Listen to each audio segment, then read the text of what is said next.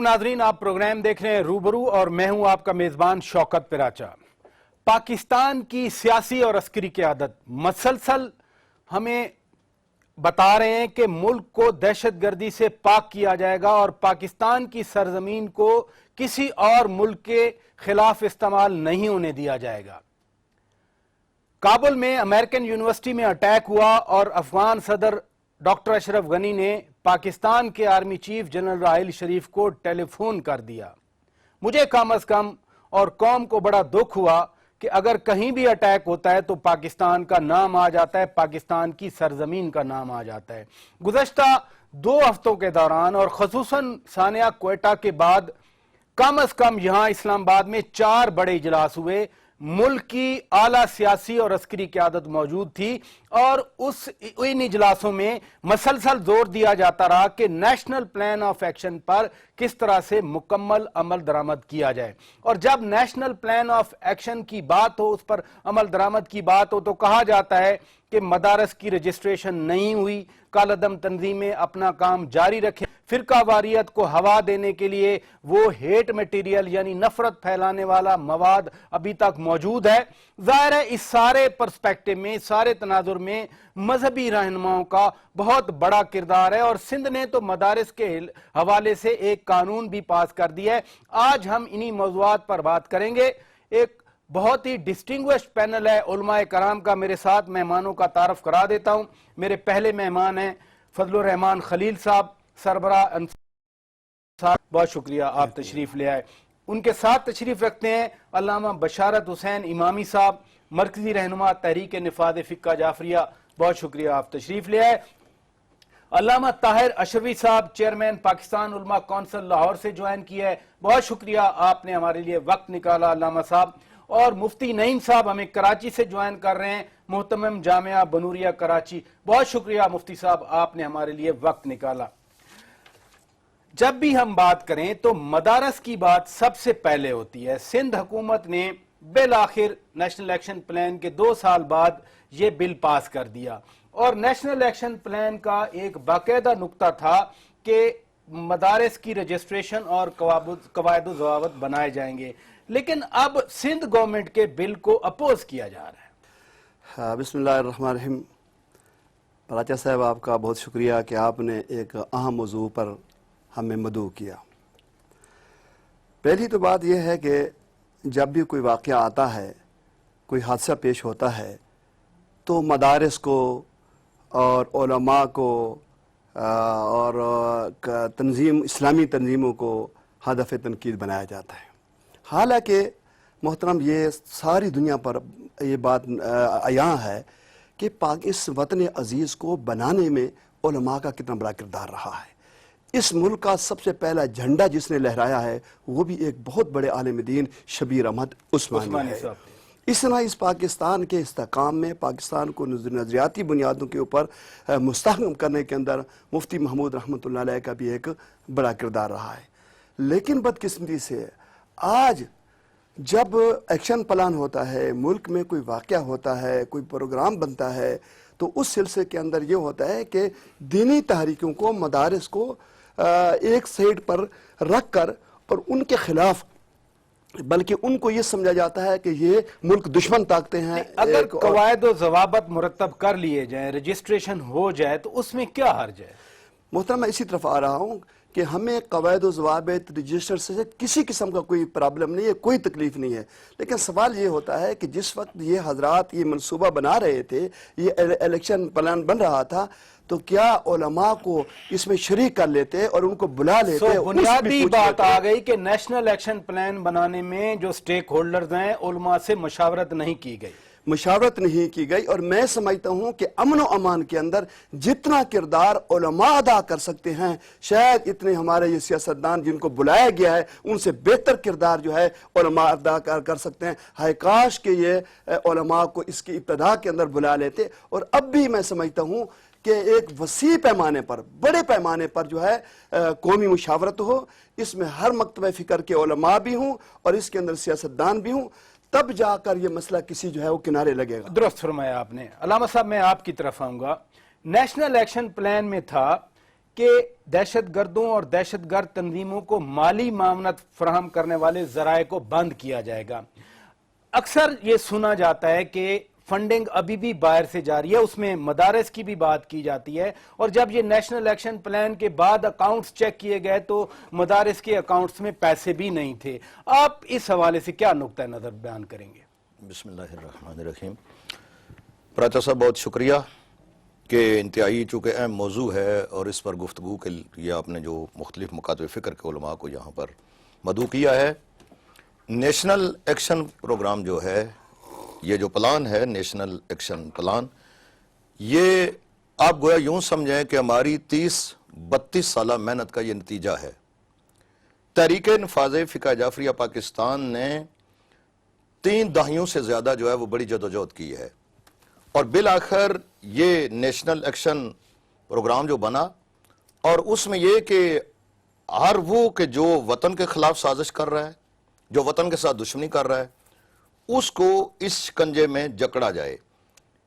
اب مسئلہ جو ہے چونکہ یہ قابل تعریف ہے, قابل تحسین ہے یہ اقدام, اور مسئلہ یہاں پر درپیش ہوا کہ اب اس پر چونکہ عمل درآمد جو ہے, اب آپ دیکھیں کہ جس پر عمل درآمد ہوا ہے تو اس میں چونکہ اس کے ثمرات پوری قوم کے سامنے ہیں, پوری دنیا کے سامنے ہیں, کہ 90% جو ہے وہ دہشت گردی رکی ہے, ٹارگٹ کلنگ رکی ہے, اور یہ جو خود کش حملے ہو رہے تھے وہ رکے ہیں.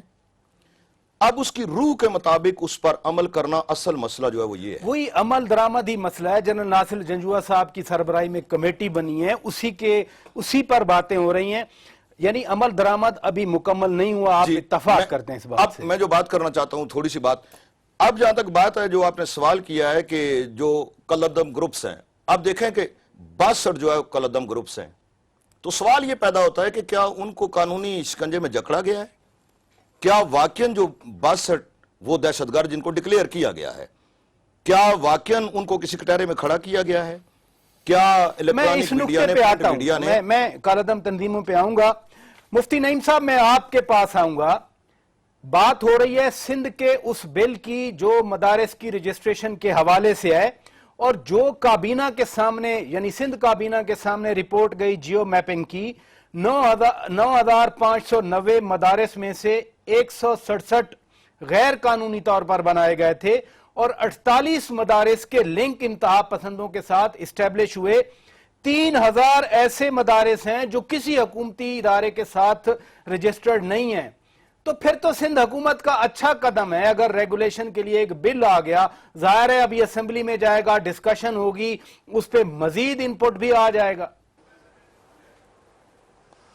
بسم اللہ الرحمن الرحیم.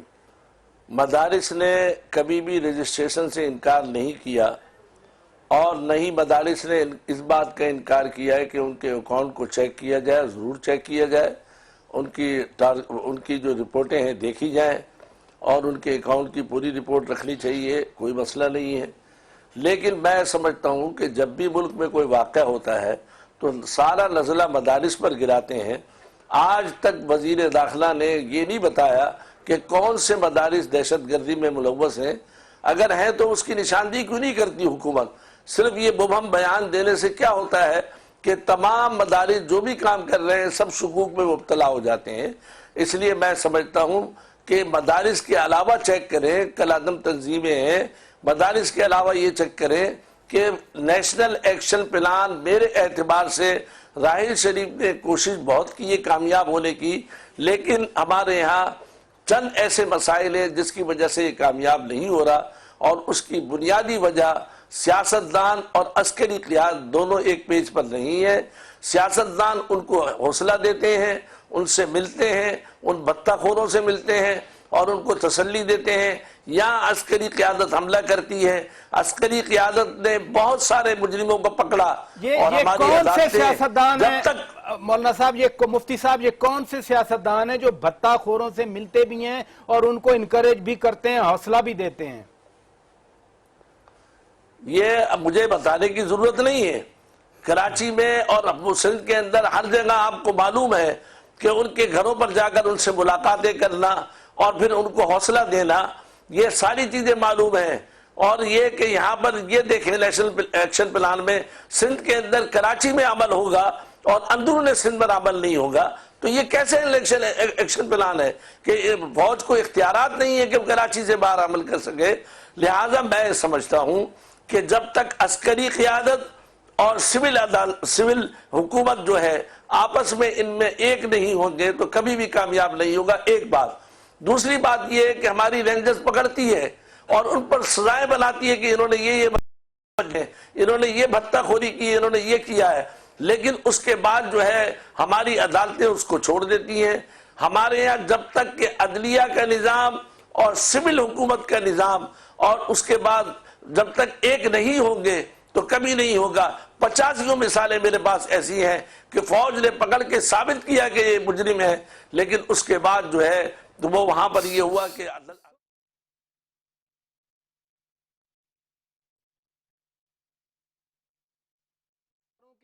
باہمی اعتماد کا فقدان ہے، وہ بھی ایک بڑا پرابلم ہے۔ میں علامہ طاہر اشرفی صاحب کے پاس جاؤں گا۔ سندھ حکومت نے تو رجسٹریشن کا بل کر دیا، سامنے لے آئے، لیکن ہم یہ دیکھتے ہیں کہ وفاقی حکومت یا پنجاب کی حکومت وہ بعض اوقات ہچکچاہٹ کا شکار ہو جاتی ہے۔ مثلا جب 2005 میں آرڈیننس آیا تو 7174 مدارس تھے، پھر جب نیشنل انٹرنل سیکیورٹی پالیسی آئی تو 22,000 مدارس کی تعداد ہو گئی، جس میں 14,954 صرف پنجاب میں ہیں۔ کیا اس طرح کی لیجسلیشن پنجاب میں آئے اور علماء سپورٹ کریں گے اس کو؟ بسم اللہ الرحمن الرحیم، نحمدہ ونصلی ونسلم علی رسولہ الکریم۔ پرائش صاحب، میں پہلے تو گزارش کروں گا کہ سندھ والوں نے جو کچھ کیا ہے اگر یہ مشاورت سے کرتے تو کوئی اس پہ اعتراض نہ کرتا۔ ہمارے ہاں بدقسمتی کیا ہے؟ بنیادی مسئلہ یہ ہے کہ مدارس تعلیم سے منسلک ہیں اور اس کو دیکھتی وزارت داخلہ ہے۔ جو بھی وزیر داخلہ آتا ہے وہ اپنے نمبر بنانے کے لیے 4 5 6 ایلیٹ کلاس کے علماء کو پکڑ لیتا ہے اور یہ سمجھ لیتا ہے کہ بس ان کے پکڑنے سے مدارس کا مسئلہ حل ہو جائے گا۔ اس طرح قیامت کی صبح تک مدارس کا مسئلہ حل نہیں ہوگا۔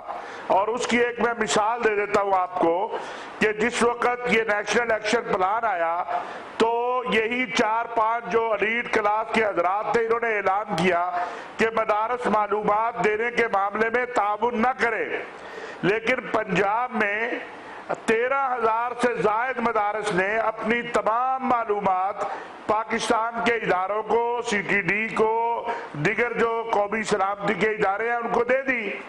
تو مسئلہ یہ ہے کہ اگر مدارس کے ساتھ پراپر انداز سے بات کی جائے اور ان کو یہ سمجھا جائے کہ یہ مدارس والے بھی ہمارے اپنے ہیں، تو یہ کوئی ایسا مسئلہ نہیں ہے جو حل نہ ہو۔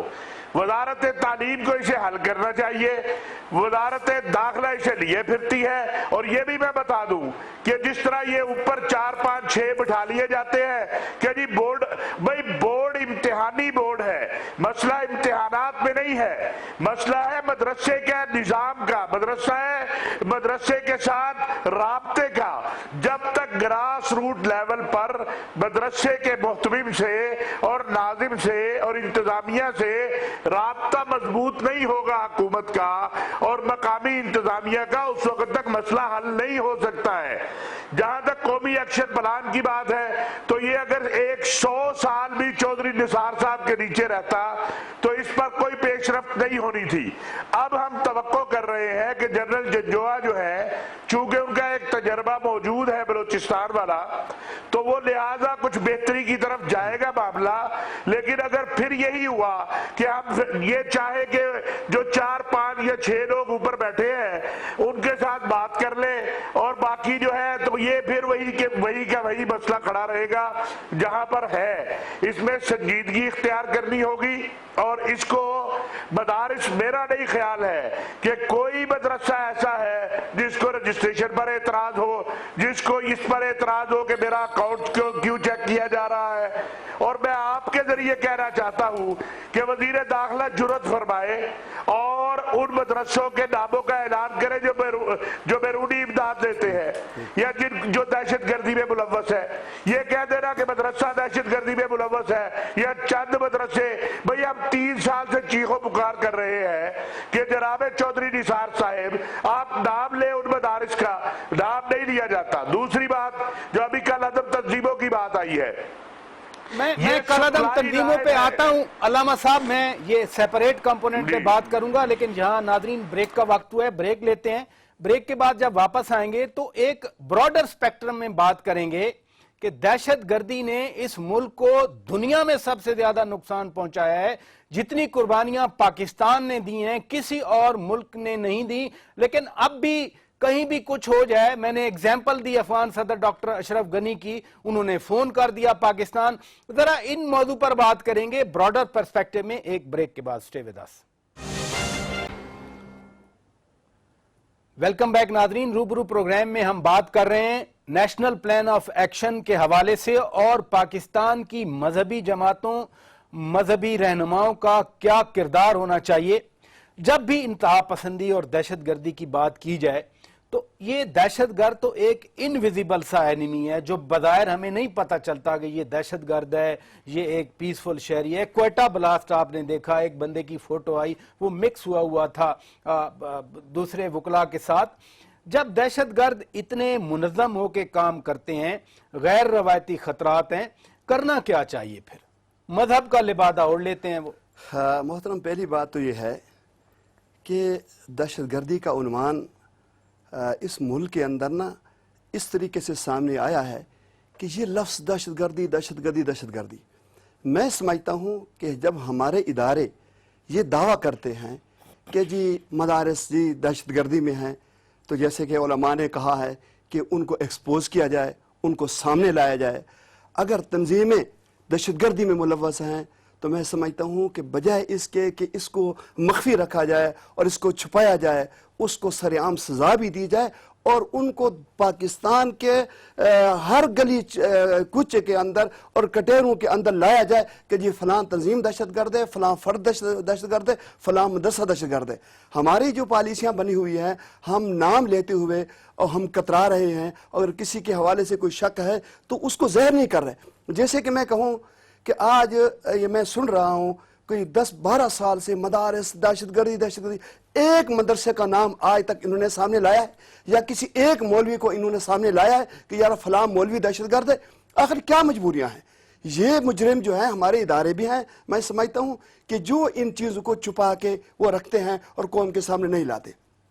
दूसरी बात यह है कि इस एक्शन प्लान में जो सबसे पहला बड़ा यानी नक्श था वो ये था कि इसके अंदर उन लोगों को लाया गया कि जो मैं समझता हूँ कि इस मौजूदा दौर की दहशतगर्दी को काउंटर करने के लिए और इसके खात्मे के लिए जो है वो लोग मुनासिब नहीं थे।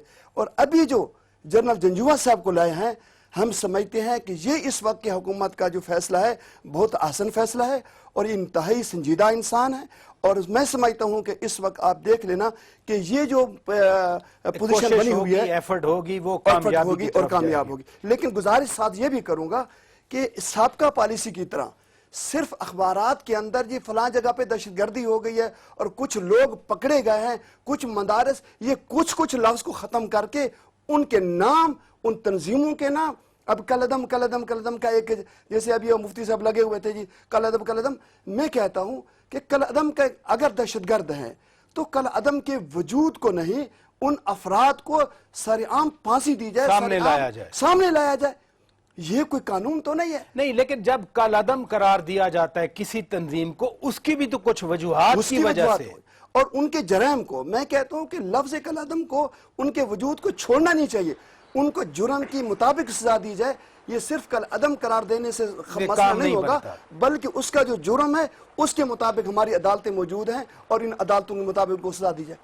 जब हम बात करते हैं कि पाकिस्तान में ये दहशतगर्दी है और मजहब के नाम पे लोग लिबादा बदल के आ जाते हैं, वो दहशतगर्द होते हैं, उलमा का उसमें कोई किरदार नहीं होता, تو پھر کم از کم کچھ تو نکات ہوں جن پر تمام مکاتب فکر کے لوگ ان پر ایگری کریں، متفق ہوں، تاکہ ایک قومی لائحہ عمل جو نیشنل ایکشن پلان ادھر سے بنا، علماء بھی اپنا کچھ تو سامنے لائیں۔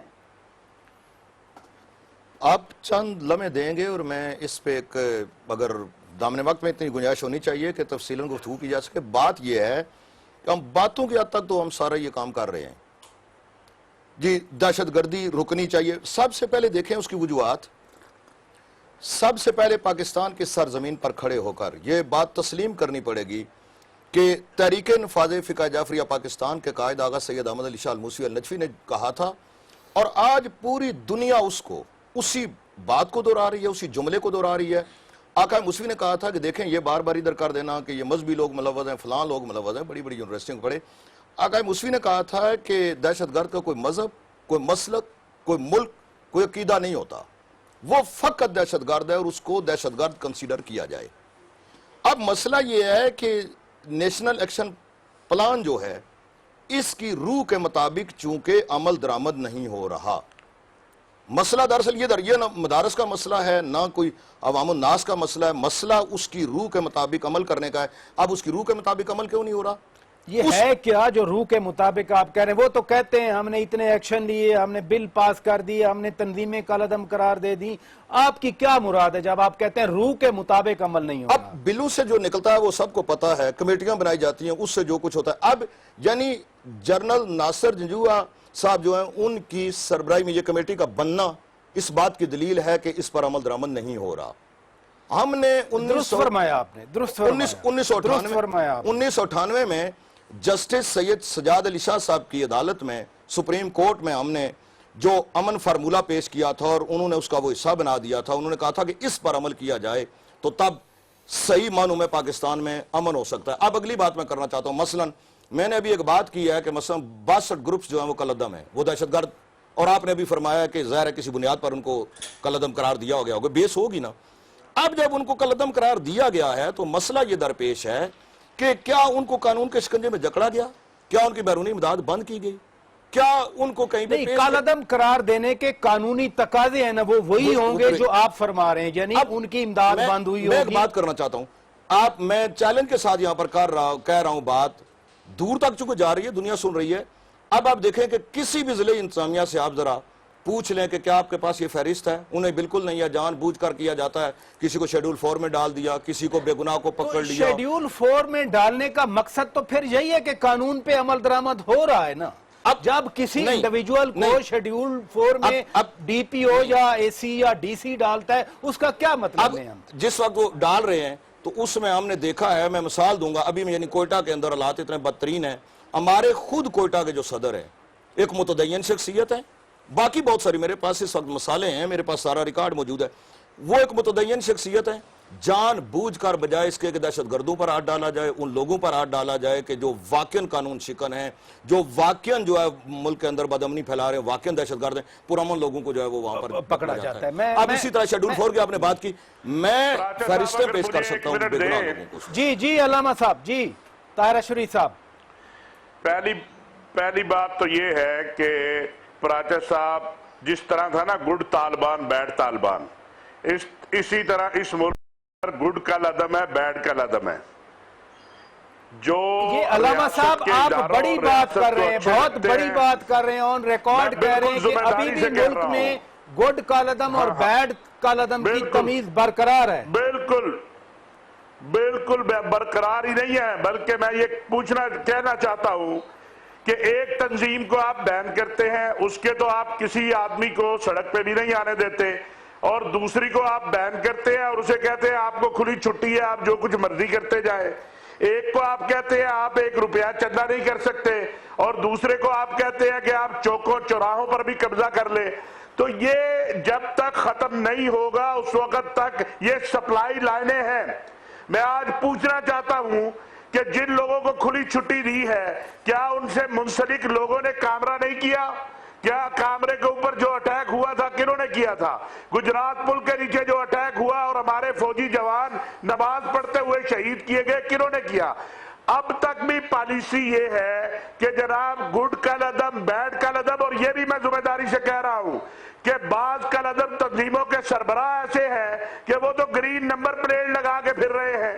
تو آپ کہتے ہیں وہ غریب مولوی جو مسجد کا بیچارہ ہے, جو امام ہے, جو مدرس ہے, اس غریب کو 4 شیڈول میں بھی ڈال دیا جاتا ہے, اس کو رگڑا بھی لگا دیا جاتا ہے, اور جو آپ کے اچھے میں آ جائے اسے جناب اس کے اوپر تو کوئی پابندی نہیں ہے. میں ذمہ داری کے ساتھ یہ بات آپ کو کہہ رہا ہوں, وزارت داخلہ کو چیلنج کر کے کہہ رہا ہوں کہ وہ بتائے کہ اس ملک کے اندر بعض کل عدم تنظیمیں کیا اوپن جلسے نہیں کر رہی؟ کیا ان کے سربراہوں پر کبھی کوئی 4 شیڈول کے حوالے سے کوئی پابندی آئی؟ کبھی انہوں نے تھانے میں رپورٹ کی, کبھی انہوں نے ایس پی کو بتایا, اور ایک عام بیچارہ سادہ سا مولوی جو ہے اسے آپ جینا حرام کر دیتے ہیں. آپ کا پرسپیکٹیو آ گیا علامہ صاحب. میں مفتی نعیم صاحب کی رائے لے لوں. ایک سیکنڈ. اسی طرح لٹریچر کی بات ہے, میں عرض کر دوں, اسی طرح لٹریچر کی بات ہے کہ آپ نے اردو بازار اکھیڑ دیا, فلانا کر دیا, لیکن جہاں پہ لٹریچر چھپ رہے ہیں اور ایسے بےہودہ لٹریچر چھپ رہے ہیں, تمام مکاتب فکر کہتے ہیں ان پر پابندی لگاؤ, وہاں پر تو کوئی ہاتھ نہیں ڈالتا. تو یہ جو گڈ اور بیڈ ہے نا, جب تک یہ ختم نہیں ہوگا درست اس کہا وقت آپ تک نے. مسئلہ حل ہونے پرسپیکٹیو والا آ نہیں گیا, ہے. پرسپیکٹیو آ گیا. میں مفتی نعیم صاحب کے پاس جاؤں گا. مفتی صاحب, ہم سارے ایگری کرتے ہیں کہ دہشت گردی ایک غیر روایتی خطرہ ہے, انتہا پسندی غیر روایتی ایک خطرہ ہے. جب یہ معاشرے میں ایگزسٹ کر رہا ہے یہ خطرہ, تو پھر نظریاتی رد عمل کیا ہونا چاہیے ہمارا؟ دیکھیں مولانا طاہر آپ نے بڑی اچھی بات کی ہے. بعض کل عدم تنظیموں کو تو مکمل اجازت ہے کہ وہ جو چاہیں کام کریں, اور بعض پر پابندیاں ہیں کہ اگر ذرا سے بھی کام کریں پکڑ لیے جاتے ہیں. جب تک نیشنل ایکشن پلان میں مکمل طور پر بلا کسی رعایت کے, چاہے وہ سیاستدان ہو یا کل عدم تنظیمیں ہوں یا کوئی مدارس ہو, بلا امتیاز کارروائی نہیں ہوگی. یہ نیشنل ایکشن پلان کبھی بھی کامیاب نہیں ہوگا. نیشنل ایکشن اور پلان میں کامیاب تو ہونے کے بعد مفتی صاحب یہ بھی کہا گیا تھا کہ کل عدم تنظیموں کو کسی دوسرے نام سے کام کرنے کی بھی اجازت نہیں دی جائے گی. جی بالکل یہاں ہو رہا ہے, سارے کام کر رہی ہیں کل عدم دوسرے ناموں سے. تو اس لیے میں سمجھتا ہوں کہ نیشنل ایکشن پلان, ہم نے بہت سی مرتبہ انتظامیہ کو بتایا کہ دیکھیں یہاں پر یہ معاملات ہو رہے ہیں, لیکن انتظامیہ نہ سننے کو تیار ہوتی ہے, نہ اس لیے کہ وہ ان کو پسندیدہ ہوتے ہیں, اور جو ناپسندیدہ ہوتے ہیں اس کے لیے وہ سب کچھ کرنے کو تیار ہو جاتے ہیں. لہٰذا یہ تفریق یہ ختم فرما کیے دے بغیر مفتی نعیم صاحب. مجھے بریک کا کہا جا رہا ہے, بٹ میں یقیناً علامہ طاہر اشری صاحب نے بھی بات کی, آپ بھی بات کر رہے ہیں, یہ کس کے پسندیدہ ہوتے ہیں؟ ظاہر بات ہے کہ یہ تفصیل بتانے کی ضرورت نہیں ہے. سب کو معلوم ہے کہ بہت ساری کل عدم تنظیمیں دوسرے ناموں سے کام کر رہی ہیں اور ان کو مکمل اجازت ہے کام کرنے کی, اور بہت سی کل عدم تنظیمیں ایسی ہیں کہ وہ صرف آواز بھی نکالے تھے ان کے سارے آدمی پکڑ لیے جاتے ہیں. تو مفتی صاحب اسی نقطے پہ رہیے, مفتی نعیم صاحب اسی نقطے پر رہیے. ناظرین بریک کا وقت ہوا ہے, بریک لیتے ہیں. بریک کے بعد جب واپس آئیں گے تو پوری قوم چاہ رہی ہے اور خود علماء کرام سارے چاہ رہے ہیں کہ نیشنل ایکشن پلان پر مکمل عمل درآمد ہوا جائے, کیا جائے, اور گورنمنٹ کو انیشیٹو لینے چاہیے. ان کی طرف سے کیا کردار ہو, بریک کے بعد آپ کے سامنے پیش کر رہے ہیں نیشنل ایکشن پلان پر مکمل عمل درآمد اور علماء کرام کی ذمہ داری. آپ کی طرف میں آؤں گا. ہم یہ بھی دیکھتے ہیں کہ مسجد اور ممبر کا استعمال اس طرح کے اختلافات پیدا کرنے کے لیے ہوتا ہے, تقاریر ایسی کی جاتی ہیں. مثلا عدم برداشت ہمارے معاشرے میں بڑھی, اس سے انتہا پسندی بڑھی, اس سے دہشت گردی ہو گئی. آخر سب لوگ جب اتفاق کرتے ہیں, مختلف مکتبہ فکر کے لوگ یہ کہتے ہیں کہ نہیں, اسلام ایک امن کا مذہب ہے, اللہ اور اللہ کے نبی صلی اللہ علیہ وسلم سب کے ہیں, تو پھر ہم اس طرح کے اختلافات میں کیوں بٹ جاتے ہیں؟ آپ نے بڑا اہم سوال کیا. میں سمجھتا ہوں کہ اس کے اندر حکومت کا قصور ہے. اگر حکومت چاہے تو ملک کے اندر فرقہ واریت ختم ہو سکتی ہے, لیکن میں سمجھتا ہوں کہ حکومت لڑاؤ اور حکومت کرو کے فارمولے پر کار بند ہے. مثلا میں آپ کو بتاتا ہوں, یہ ساری حکومتیں پاکستان کی یہی کرتی ہیں. بالکل یہی ہے. یہ انگریز نے کہا ہے کہ تمہاری حکومتیں تب کامیاب ہوں گی کہ تم مذہبی طبقے کو لڑاتے رہو آپس کے اندر اور تم مزے کے ساتھ ان پہ حکمرانی کرتے رہو. ورنہ اب آپ بتائیں کہ ایسا کیا ممکن نہیں ہے کہ ہر مکتب فکر کے بڑے بڑے جید علماء کو، بریلوی ہوں، دیوبندی ہوں، اہل حدیث ہوں، شیعہ ہوں، ان کو حکومت بیٹھائے، گورنمنٹ کی سطح پر ان کا انتظام ہو اور ان سے کہو کہ تم آپس کے اندر ضابطۂ اخلاق بناؤ. اور جب یہ اور ایک مرتبہ ایسا ہوا بھی تھا لیکن اس کے ملی اوپر یکجہتی کونسل بھی بنی ہوئی تھی، نہیں، سارے علماء اکٹھے بیٹھتے تھوڑی سی میری بات مکمل ہونے دے. تو یہ جب بن جائے تو اس کو پارلیمنٹ سے پاس کرا کے اس کو اس کو قانون قرار دیا جائے اور ہر تھانے کچہری ان کو دے دیا جائے. جیسے کہ ابھی کسی علاقے میں چوری ہوتی ہے تو حکومت کو پریشانی ہوتی ہے، مقامی تھانہ جا کر جناب وہ تفتیش کرتا ہے، مکمل کرتا ہے. اسی طریقے سے اگر کوئی ممبر، کوئی مسجد، کوئی مولوی کسی قسم کا ایسا کوئی جو لا پاس ہو چکا ہے اور اس کی خلاف ورزی کرتا ہے اور مقامی تھانہ جا کر جیسے کہ چوری ڈکیٹی کے قانون ہوتے ہیں میرے خیال میں لاگو کریں تو یہ تو پورے ملک کے اندر یہ ساری چیزیں ختم ہو سکتی ہیں. لیکن میں نہیں سمجھتا ہوں کہ حکومت اس کے اندر سنجیدہ ہو.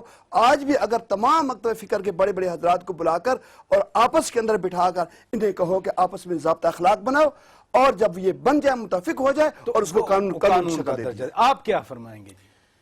جہاں تک اس بات کا تعلق ہے جی، یہ بات میں یہ تسلیم نہیں کروں گا کہ فرقہ واریت ہے. ملک کے اندر کوئی فرقہ واریت نہیں ہے. ہم سارے صدیوں سے گٹھے رہ رہے ہیں، گٹھا رہنا ہے. آپ پنڈی سے ہیں، 2 سال پہلے کیا ہوا تھا 10ویں محرم نہیں، کو؟ یہ انہی کو ہزارہ ٹاؤن کوئٹہ میں کیا ہوتا انہی رہا؟ قوتوں کارستانی ہے. بالکل یہ فرقہ واریت نہیں ہے، یہ دہشت گردی ہے.